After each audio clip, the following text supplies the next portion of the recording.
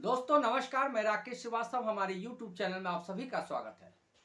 देश के 5 विधानसभा में हुए उपचुनाव के नतीजे सामने आ गए हैं और इस नतीजे ने एक बार फिर से ये साबित कर दिया है कि अरविंद केजरीवाल पुराने नहीं पड़े हैं, यानी उन्होंने नए सिरे से जो राजनीति शुरू की है उसका असर अब दिखने लगा है। 5 विधानसभा में 2 विधानसभा क्षेत्रों से आम आदमी पार्टी के कैंडिडेट चुनाव जीतकर आए हैं, जबकि भारतीय जनता पार्टी को एकमात्र सीट, गुजरात की एकमात्र विधानसभा सीट पे जीत मिली है। वहीं केरल के एक सीट पे कांग्रेस को, टीएमसी को अपने पश्चिम बंगाल की एक सीट में जीत मिली है। इस तरह से ये पांचों जो विधानसभा क्षेत्र थे उनके नतीजे आ गए हैं और इस नतीजे से ये साबित हुआ है कि अरविंद केजरीवाल जो दिल्ली विधानसभा चुनाव में करारी हार के बाद बैकफुट पे चले गए थे, एक बार फिर से फ्रंट फुट पे खेलने को तैयार हो गए हैं। खास बात यह है क्योंकि बिहार का जो विधानसभा चुनाव होने हैं उससे पहले यह नतीजा सामने आया है और चूंकि कुछ दिनों पहले ही अरविंद केजरीवाल ने यह घोषणा की थी कि बिहार के 243 सीटों पे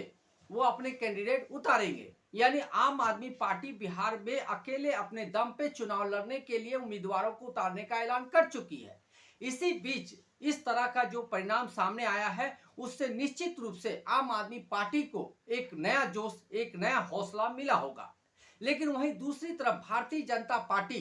तमाम तरह के चुनावी प्रचार, तमाम तरह की अपने विकास योजनाओं को लोगों तक पहुंचाने के बावजूद मात्र एक सीट पर ही जीत दर्ज कर पाई है। तो सवाल ये उठ रहा है कि क्या भारतीय जनता पार्टी के जो तमाम ऑपरेशंस चलाए गए या तमाम तरह की जो बातें समझाई गई लोगों को वो समझ में नहीं आई, या आम आदमी पार्टी का जो ग्रास रूट पे काम हो रहा था या घर घर जाकर या लोगों के बीच में जिस तरह से वो अपने पैठ बनाने की कोशिश कर रही थी उसमें वो सफल हो रही है। इन तमाम सवालों के बीच एक बेहद महत्वपूर्ण सवाल यह है कि आखिर भारतीय जनता पार्टी गुजरात में कैसे पिछड़ रही है, क्योंकि गुजरात की 2 विधानसभा सीटों पे चुनाव हुए थे और उन सीटों पर एक पर आम आदमी पार्टी के कैंडिडेट ने चुनाव जीता और दूसरे पे भारतीय जनता पार्टी ने चुनाव जीता। सवाल यह भी है कि आखिर विधानसभा चुनाव में जिस तरह के नतीजे की उम्मीद भारतीय जनता पार्टी कर रही थी उस तरह के नतीजे क्यों नहीं आए। तो इन बातों को समझने से पहले यह जानना बेहद जरूरी है कि आखिर किन विधानसभा क्षेत्रों में आम आदमी पार्टी, कांग्रेस, भारतीय जनता पार्टी और टीएमसी ने चुनाव जीती है। आपको बता दें कि गुजरात के कड़ी और बिसावदर ये 2 सीटें थी जिस पर विधानसभा के उपचुनाव हुए थे। इनमें से कड़ी में भारतीय जनता पार्टी के राजन चावड़ा ने चुनाव जीता, जबकि बिसावदर में आम आदमी पार्टी के गोपाल इटालिया ने चुनाव जीतकर भारतीय जनता पार्टी के उस मंसूबे पे पानी फेर दिया जहां पर वो भारतीय आम आदमी पार्टी के सफाई की उम्मीद कर रही थी। वहीं दूसरी तरफ अगर पश्चिम बंगाल की बात करें तो पश्चिम बंगाल के कालीगंज सीट से उपचुनाव हुए थे और यहां पर टीएमसी की अलीफा अहमद ने चुनाव जीता है। उन्होंने भारतीय जनता पार्टी के नेता को बड़ी भारी अंतर से हराया। वहीं दूसरी तरफ पंजाब के एक लुधियाना सीट है, उससे आम आदमी पार्टी के कैंडिडेट संजीव अरोड़ा ने चुनाव जीता है, जबकि केरल के नीलांबूर से कांग्रेस के उम्मीदवार आर्यन शौकत ने चुनाव जीत दर्ज की है। तो इस तरह से ये पांचों विधानसभा सीट की बात कर ले तो उसमें 2 में आम आदमी पार्टी, एक में भारतीय जनता पार्टी, एक में कांग्रेस और एक पर टीएमसी के उम्मीदवार ने चुनाव जीता है। ये परिणाम बेहद, चूंकि विधानसभा 5 ही थे तो इस परिणाम को बड़े आंकड़े पे नहीं देखा जा सकता है, लेकिन जिस तरह से बिहार में विधानसभा के चुनाव होने हैं उससे पहले आए इस नतीजे को एक परिप्रेक्ष्य में देखना बेहद जरूरी है कि क्या ये नतीजे किस तरफ इशारा कर रहे हैं। आम आदमी पार्टी ने चूंकि पहले ही बिहार में विधानसभा का चुनाव लड़ने की घोषणा कर दी है,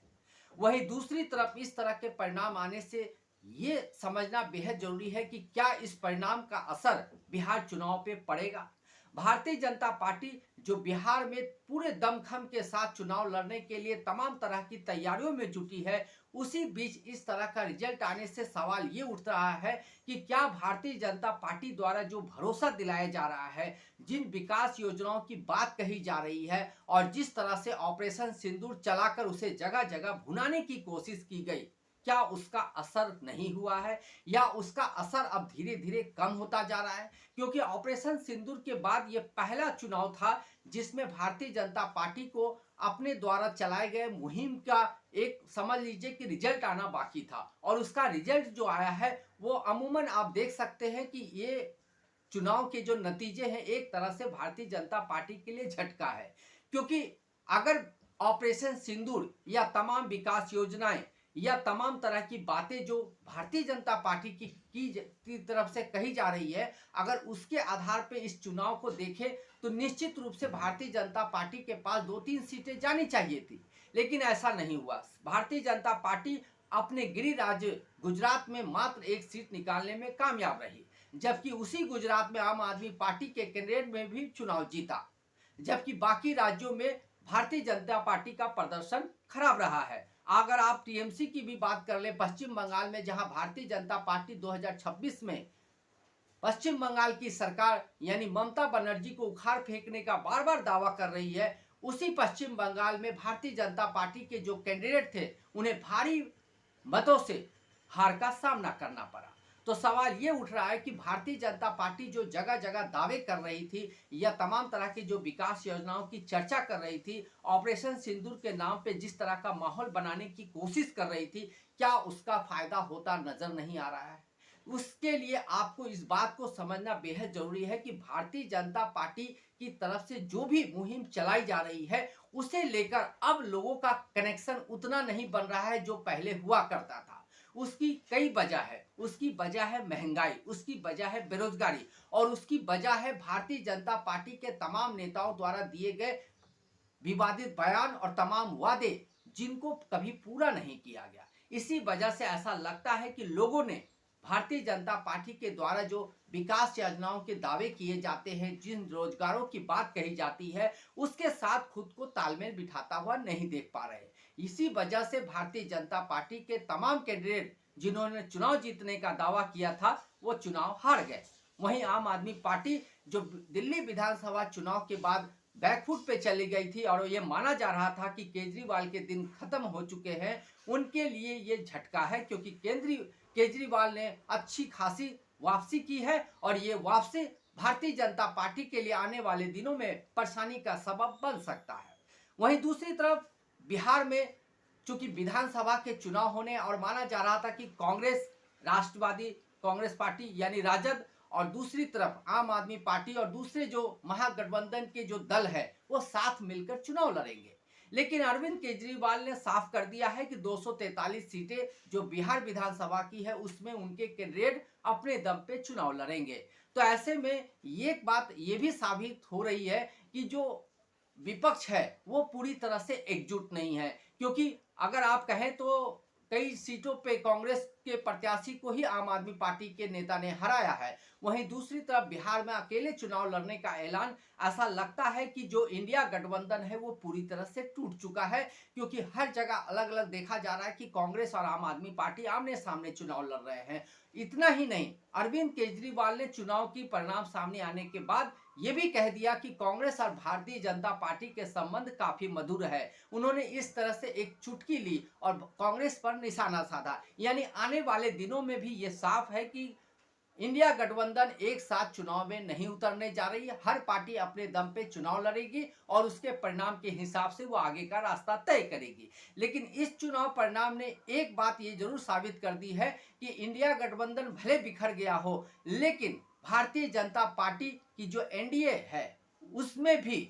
जो जीत का आंकड़ा है वो कम होता जा रहा है, क्योंकि 5 विधानसभा के जो उपचुनाव हुए उसमें से मात्र एक सीट पे चुनाव जीतने से ऐसा लग रहा है कि जिस भारतीय जनता पार्टी की पिछले 11 सालों से सरकार है उस सरकार के प्रति लोगों का भरोसा कम हुआ है। क्योंकि अगर भरोसा कम नहीं हुआ होता तो भारतीय जनता पार्टी के झोली में 2-3 सीटें तो जरूर आई होती, लेकिन